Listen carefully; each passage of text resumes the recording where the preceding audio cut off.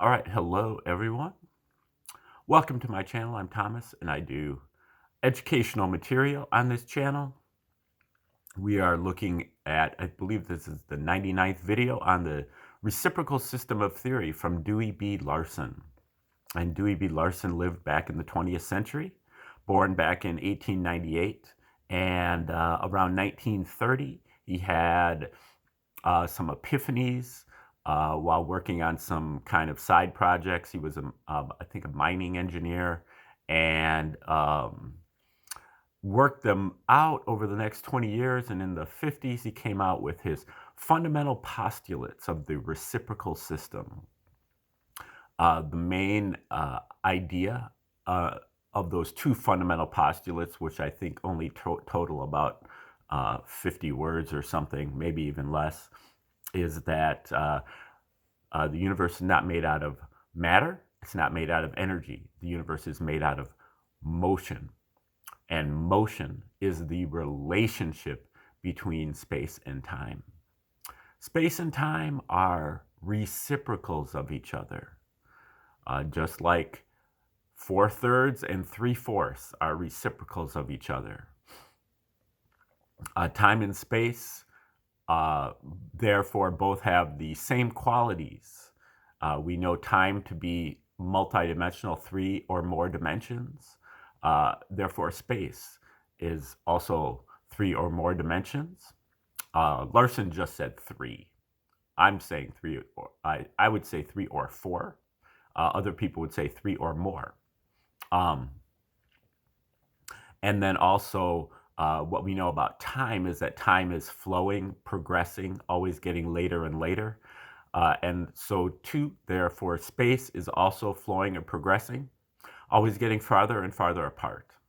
And that was seen back before Larson even came up with this by the Hubble telescope in the recession of the distant galaxies. They're all moving away from each other. And that's all in a scalar manner, a motion that has a magnitude but no direction. And you can envision that using a balloon, putting some dots on the balloon with a magic marker and blowing up the balloon. All the dots are moving away from each other, but in no particular direction. And also, space and time are in discrete units, meaning that there is no half a unit, there's no 3/10 of a unit. You either have 1 unit or you don't have any. And then you have 2 units, and you don't have 1.4. You don't have 5/3. You have 1 unit, and then you have 2 units, and then you have 3 units. Those units are very small. So it seems like it's continuous, but it's not. It's a chunky, progression. And the 1 unit of space in 1 unit of time is the speed of light. And the speed of light is the null point or the neutral point of this universe of motion of Larson's. Whereas in Einstein's stationary universe, the speed of light was the maximum speed. For Larson, it's the midpoint, the neutral point, the null point, or even the origin. And that there is an entire half of the universe that is moving faster than the speed of light. Larson calls this the cosmic sector, or sector 2. And then there's the familiar half that is moving slower than the speed of light. That's the material sector, or sector 1. And atoms and molecules that belong to sector 1 build up by aggregation. They bond to each other according to the laws of chemistry and so on, until they get to their most complex level, which is the DNA molecule, which contains billions of atoms. And at that point, a certain level of complexity is reached that makes that atom eligible, or that molecule eligible, to be controlled by a sector 2 entity from the cosmic sector. When that sector 2 entity comes in and takes control, Larson calls that the life unit. Life is a combination of a material and cosmic sector entity in the right proportion, in the right configuration. And then that life unit uh, evolves and develops and reaches its most complex level, which Larson says is the intelligent human being. And at that point, the intelligent human being can be controlled overall by an entity from Sector 3. And Sector 3 for Larson is the realm that is outside of space and time, or independent of space and time. And other people would use the term God or goddess or gods or the numinous or the religious or the spiritual. Larson calls it Sector 3. And Sector 3 is possibly that region of the speed of light, that boundary between those two sectors where all of the kind of time and space cancels out and it just becomes one. And in that area, that Sector 3 communicates with an intelligent human being through various means, such as ESP and intuition and religious revelation, scientific insight, beatific visions.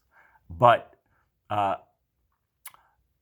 our ability to interpret those messages is severely limited because we are like basically single-celled spiritual organisms. We are just beginning our path on this spiritual journey, kind of in the same way that the amoeba or the planaria or something like that is just beginning its evolution in life. It's the most simple life form. The intelligent human beings, being that they're just on the threshold of being controlled by Sector 3, are basically just embarking on our spiritual journey. And so we don't necessarily have the toolkit or the preparation to understand those messages that we're getting in Sector 3. Now, through preparation and practice, we can improve. And that is kind of the point of this book that we're looking at of Larson's, which is his final book. Came out after he died in 1990. It came out in 1995, called Beyond Space and Time. And obviously this is about metaphysical, the beyond space and time, the Sector 3. And right now we're in chapter 24 called East and West, where he's kind of comparing the different Eastern and Western religions and how they kind of work with this Sector 3. And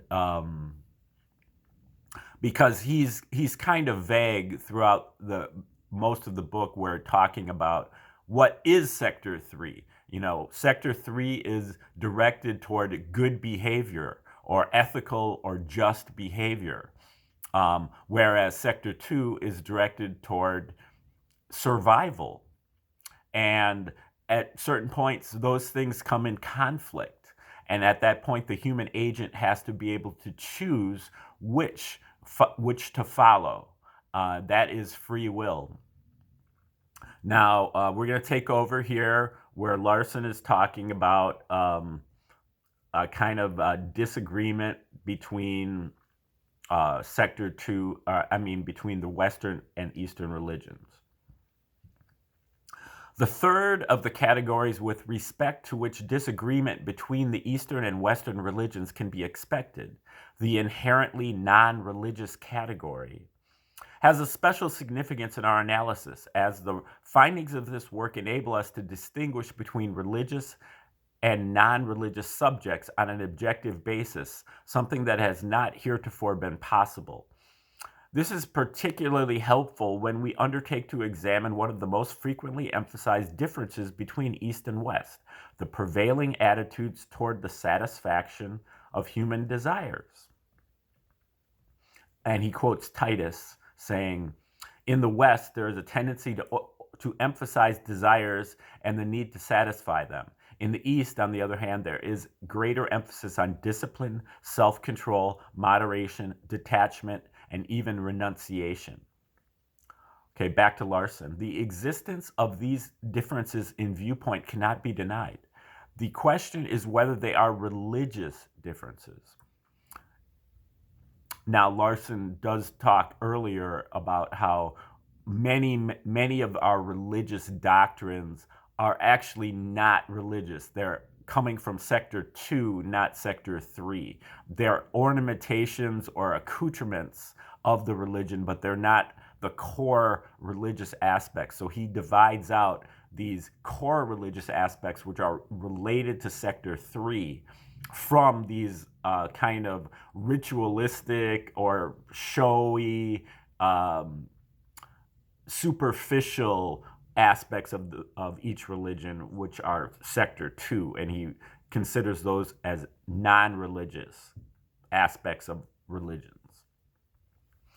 It is true that both the Buddha and Confucius laid more stress on the need to curtail desires than Western religious leaders have done. But our theoretical findings indicate that to the extent that the desires which the Eastern religions want to suppress involve violations of the moral code common to East and West, there is no conflict. The Western religions do not countenance deviations from the code. To the extent that these desires are not contrary to the moral code, which apparently is true in general, as indicated by the repeated charge that the West is too much interested in the comforts and pleasures of this world, which we saw in chapter 21 have no moral or sector 3 implications. The difference in viewpoint is not religious. Each community is simply exercising its privilege of economic and social choice. Whether one chooses to put forth more effort in order to obtain more physical goods or to devote less effort to production and more time to contemplation has no relevance to religion. If it could be shown that a contemplative life under adverse economic conditions is more conducive to development of the ethical personality than a more active and comfortable life, this statement might have to be qualified. But the evidence thus far available does not support such a contention. An unfortunate result of the confusion between religious and non-religious matters in the doctrines and activities of religious institutions is that these extraneous issues have obscured the true status of the religious code of conduct, the moral code. It is this confusion that has fostered the growth of ethical relativism and subjective ethics, which contend that whatever an individual or group thinks or feels to be good is good for him or it. As emphasized in the preceding pages, our findings are that these views are completely erroneous. The moral code is an integral part of the structure of law that governs Sector 3. It is fixed and unchanging, just as the biological laws and the physical laws are in their respective fields. It is the same everywhere and at all times. Much of the argument in favor of ethical relativism is based on the finding of modern anthropology with respect to the ethical notions of primitive people. Intuitionism, the theory that ethical knowledge is obtainable through direct moral insight, is the strongest antagonist that the ethical relativists have heretofore had to face. Aside from the authoritarian dicta of the organized religions, and it has been singled out for severe attack. It is argued by the supporters of ethical relativism that if intuitionism were valid, there could be no serious disagreement as to moral judgments between people of different eras and different cultures. Scientific investigation has found that this is not even approximately correct, that the moral rules and standards of the various existing primitive peoples differ widely from each other, and are, in many respects, totally inconsistent with the prevailing consensus in the more advanced societies.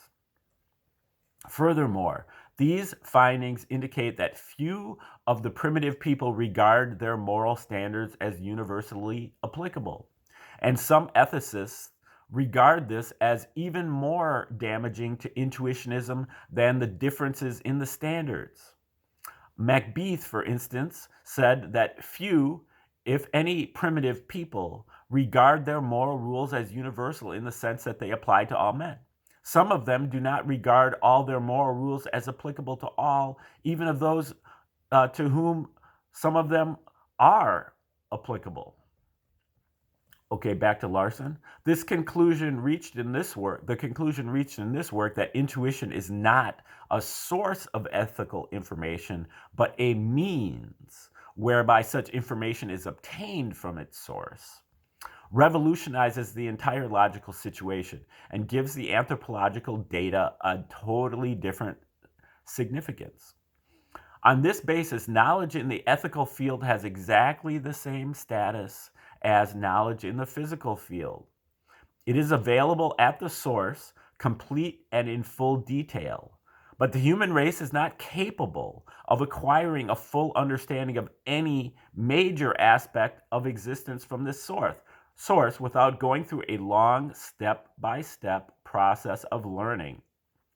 Experience in physical science, currently the most advanced of all branches of human knowledge, gives us a clear picture of what can be expected in the less advanced areas, including morality. During almost the entire range of human history, progress toward understanding of the physical world was limited to the acquisition of individual, mostly unrelated physical facts. Not until about 3,000 years ago was there any systematic attempt to assemble and to codify these individual items and to derive some general relationships. Even today, the workers in this field are continually confronted with phenomena that are totally unexpected and extremely difficult to fit into the existing structure of thought. In the light of this experience, it is evident that the findings of the anthropologists are right in line with the concept of continuing ethical development that we have derived from our investigation. On this basis, primitive people cannot be expected to have clear and consistent moral principles. Their ideas in all fields are still confused and often contradictory.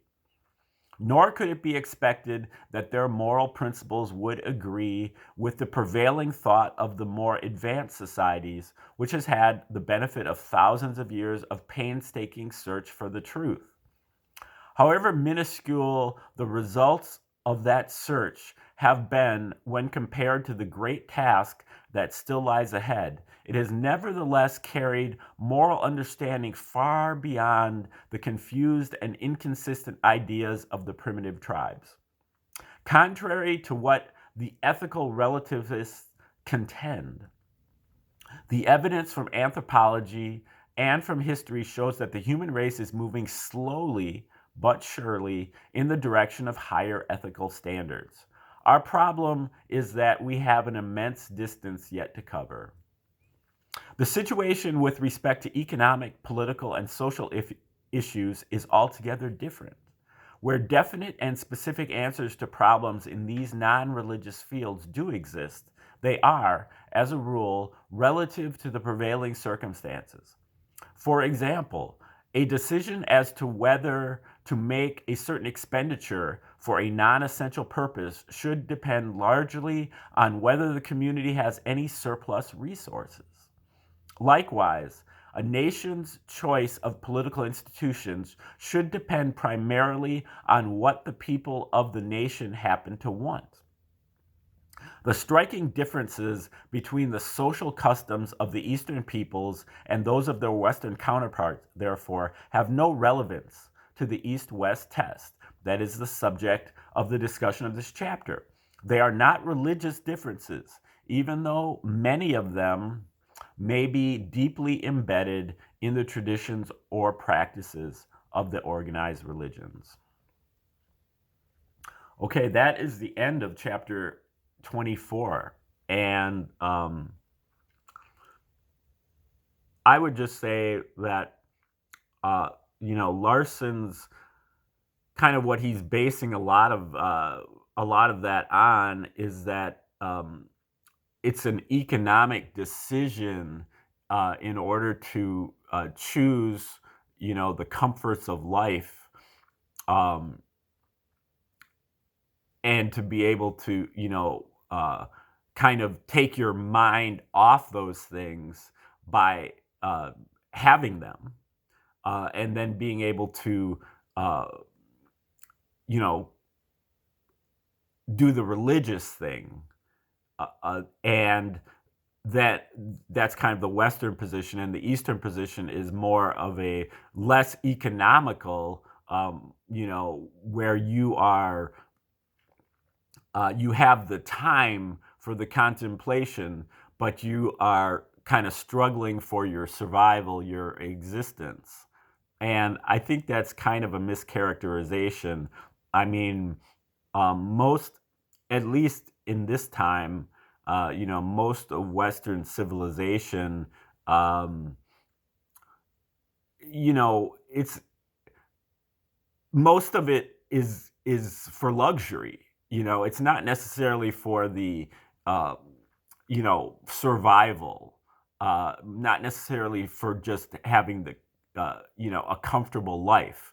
A person can have a comfortable life, and still uh, have a lot of time for contemplation. And I don't think he's really paying attention to that. So, and that I would also question whether how much meditating Larson has done in his life, because he downplays that kind of a take. So that's my take. We'll talk about it later. Thanks for tuning in. See you tomorrow.